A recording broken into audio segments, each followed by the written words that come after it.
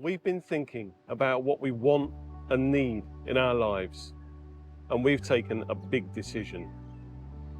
We hope this decision has a serious positive impact on our lives.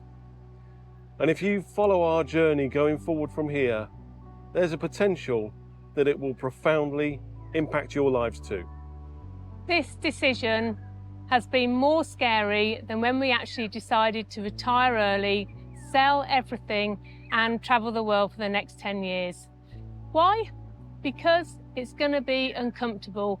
This will challenge us more than anything else we have done in our lives. I want to tell you a story. And what better place to choose to tell you a story than here on Niham Beach in southern Phuket at about 7 o'clock in the morning. The weather's gorgeous, not too hot. Now this story I want to tell you is something I heard about 30 years ago. No idea where it came from, no idea who told me it, but in times of a crossroads in my life, I always come back to this. I've tried Googling it. If you know this story or know the origin of it, please let me know in the comments below, because I really would actually love to know. This is a story about a couple of old men who've known each other their entire lives. They were sat on a beach similar to this, comparing old war stories, joking about some of the scrapes they got into and how they helped out each other in past relationships. Sat between them was a dog. And this dog was owned by one of these old guys. Now, as they were talking, every few minutes, the dog would lift its head and moan and yelp in pain. And the guys carried on talking. Then, after about 15 or 20 minutes, one of the guys said to the other, "What's wrong with your dog? It's keep yelping out in pain." And the other guy said, "Well, you see, where the dog's laying on the beach, poked up through the sand is a stick. And the stick is digging him right in the middle of his rib cage. And every now and again, it's giving him so much pain that he's yelping out." His friend looks a bit confused and said, "So if he's laying on this stick and it's causing him that pain, why doesn't he move?" The other guy said, "It's causing him pain. It's just not causing him enough pain." We have just completed our first year of travel post early retirement, and there's a number of areas that have either cropped up in the comments below or things that we have discussed. And there's specifically one thing that we want to share with you today. Yeah, that's right. And if you look at the type of thing that we cover in our vlogs or videos, we mainly focus on travel and finance. But there's one area where you are very much like us on what you're concerned about, and that is your health and healthcare. That's something we got in common. Interesting thing about travel and finance is there are external factors that impact anything we do on that. And you know, we believe in this concept of being intentional in what we do. What I mean by that is, if I just take an example, you might be a financial expert, and that's all good, but there are external factors that impact you, meaning that if over, say, the next 40 years, the market drops year after year in 2-digit values, and at the same time, inflation's going up, I don't care what kind of mastermind you are, it's gonna be a difficult ride from there on. Health, though, no matter what personal intervention you take, as we all grow old, our health declines. So that isn't to say, well, forget about that, there's nothing I can do about that. You can intervene and take personal responsibility, and you should. All too often we focus on healthcare, insurance and medicine, but that's just the band-aid. It's what you need when things go wrong. But what are you doing about preventative care? Yeah, and are you like that dog that I spoke about? And that is, you've got a pain point, but the pain's not great enough for you to intervene on it. And is it something that you'll say, oh, I'll save that one for later? Or even better, you'll say, that little issue, I'll save that for next January. And that'll be my New Year's resolution to fix it. We're going to be totally honest. We're like that dog that Neil talked about earlier. We both are, but Neil more so than me.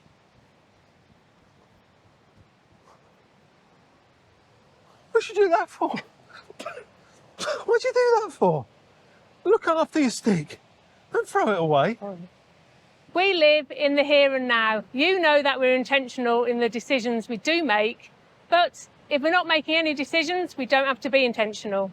Now, we don't believe in fate, but we also don't believe in looking a gift horse in the mouth. That's right. And when we got to Chiang Mai, we felt immediately at home, and it's really difficult to put your finger on what it was. But without getting too new age on all this, it felt like a place where people come to kind of reinvent themselves, a safe place to experiment. Yeah. So how this impacted us personally is we felt we wanted to learn new things, do things we hadn't done before. And one of the things we knew you have to do when you're in Southeast Asia is learn how to ride a scooter. So that's what we did. We investigated the options and found a way of learning how to ride a scooter, because neither of us had ever ridden a bike of any kind, apart from a push bike, in our lives. Easy as that. You're taught what to do properly. And that felt like a great thing to do, didn't it? Yeah, absolutely. And then one day when we were on the pool deck in our condo, we were discussing about how good it would be if we could learn to swim. So we learned to swim, i.e. not to swim like this.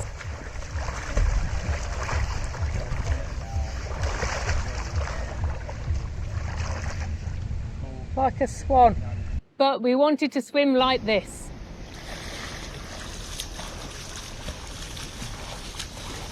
So what do? We turned to YouTube, and now we're learning to swim properly using YouTube as our swimming lessons. And it was actually during one of those lessons in our condo pool that we bumped into this chap and we had a chat. Well, you say bumped into him. We now know how to swim, so we didn't literally bump into him, Sarah. But he, in this conversation, told us about a training course that he was doing. And Sarah and I didn't communicate with each other, but I could see her eyes light up and she could see my eyes light up, because it was like he was telling us what we wanted at the right time in our lives for us. And that course was, wait for it, emergency self-defense. And you know, Sarah said about not looking a gift horse in the mouth. Well, the crazy thing about this was we left the pool deck and went straight down to our room to start Googling and learning about what this was. We don't believe in fate, but the weird thing was the school this guy was going to was on the same road that our condo was on, and less than a 5-minute walk. So what do? We got out of our swimming trunks and our bikinis, got into something a little bit more, you know, streetwear. Appropriate. And hot-footed it down there. And that was potentially a life-changing decision that we took. We had a great conversation with those guys and then got back to our apartment and we slept on it. We speak about that dog and we've asked you, are you like that dog that I spoke about earlier? But to be honest, the reason why we think about that is we're like that dog. And the one thing that we've found after our first year of travel is we feel less fit today than we do a year ago. We just got to be honest about it. We thought it was going to be the other way around, but it's not. Yeah, exactly. There are reasons for that, and you know, some of the reason is we're eating out a lot more than we ever have done before, and not working out Well, Sarah's not working out as much as she used to. That's not to say I am working out. I'm working out just as much as I used to, which is how much? It's nothing. And now we're in Thailand. People don't walk, and it's extremely hot. So then the scooter kicks in, so we're not walking as much as we need to. Yeah, that heat and humidity is quite something. So this has felt like a bit of a concern for us, that if after year 1 of travel we're feeling like this, how are we going to feel after year 10 of travel? And we hear so much from people that what you need to do is maintain health. We see that in the comments all the time. So what do, Sarah? We signed up to do emergency self-defense training for a year. 1 year.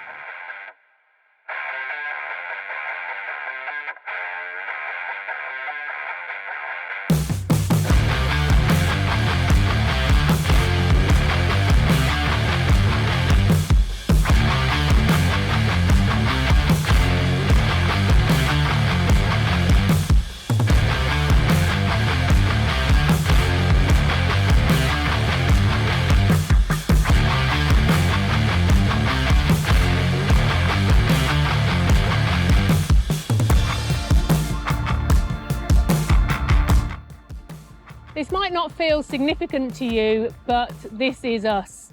Neil hasn't done anything relating to fitness for many years now.